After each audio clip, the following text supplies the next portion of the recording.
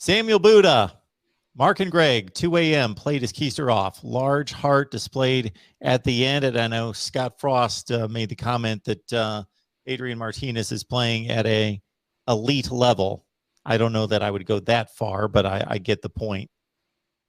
Well, I mean, if you really see Adrian, if you watch him closely, I mean, because Coach Frost, I'll quote him here, saying that he's the most athletic quarterback in the nation.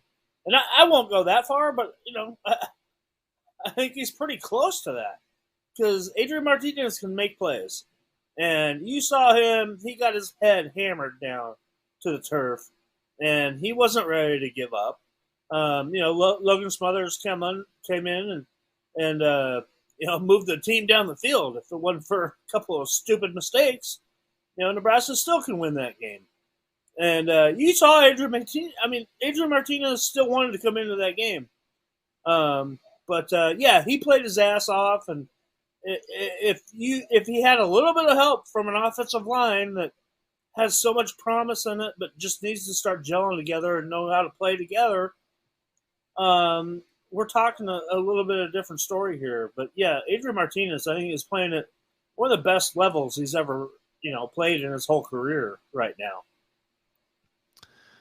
Alan's looking for a prediction. Alan, I gotta honor my folks over on Patreon. So all the top 25 games, and then we'll throw in the Nebraska game too on Patreon. What's that, Greg? I was just saying he's got to wait. Yeah, I'm definitely going to wait. I don't make predictions on Tuesday night at the drop of a hat. That's for sure. Yeah. All right, Moonbot with his weekly grades. Here you go. Defense, A. Offense, C. Special teams, F again. Well, obviously they made the play of the game in a negative way, but I don't know if it was you would grade them out to an F because that was the one big gaffe, but they did make a couple kicks and so forth. So I don't know if it's an F, but it's pretty close if it's not. I mean, I think what they averaged out that they gave up on punt, on not catching the ball on a punt. It was somewhere between 45 and 50 yards of field position that they gave up because they did refuse to catch a punt. Those are problems right there. And, I mean, give Michigan State's punter, give him credit. I mean, my God, he's pretty darn good. But, I don't know why you were scared to just grab the ball and then you give up that bad punt return that kind of breaks your back. And, yeah, I mean, special teams, I mean, I don't see anything really good. I mean, okay, maybe you made your field goals for a change, but you should not be being graded down there in that F category or C minus category, in my opinion, because, there's three aspects of winning football. It's offense, defense, and special teams. And right now, Nebraska's failing on special teams with a big fat F right now through 5 games of the season. So, Greg, you've got to give me the scoop. We've been talking about the Yantee forever. You got to give me the scoop on exactly what is the deal here. He's obviously a fan favorite, but he doesn't see the field. And is this just kind of a running joke? What do we got here? Well, I mean, it's that running back room's pretty crowded right now. I mean, it always has been, and he's he's a young guy, and you got to give him a little bit of time, wait his turn a little bit because this is kind of a rotating deal right now.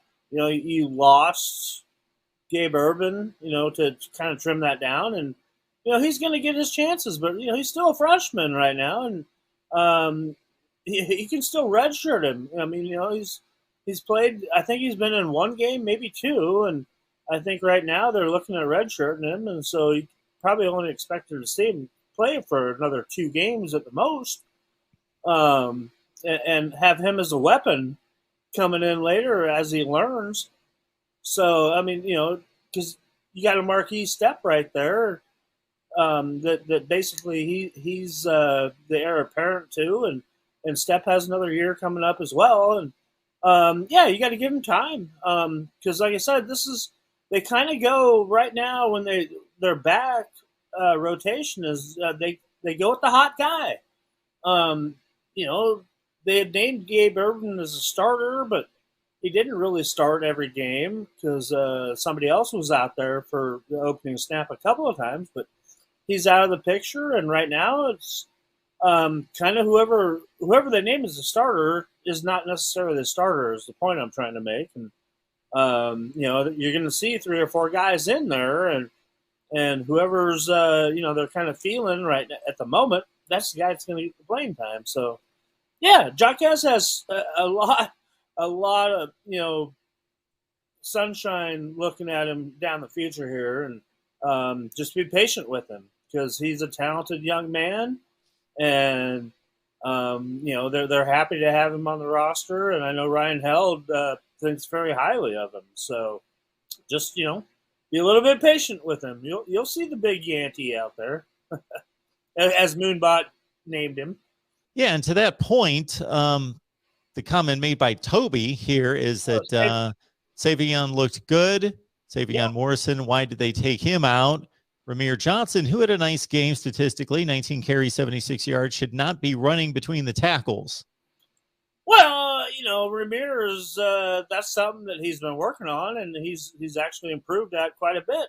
Is running inside, and just like we just talked about, is that there's a lot of talented dudes in that running back room right now, and Savion. I mean, Savion was out there today. He was in the post game press conference today. There was only 2 players that showed up, and Brody Belt was the other one, another running back that was a little bit farther down on the depth chart. But Savion knows that he's right in there in the mix, and who knows? This Saturday against Northwestern, Savion might be the guy to get 80, 90 yards rushing and a couple of touchdowns.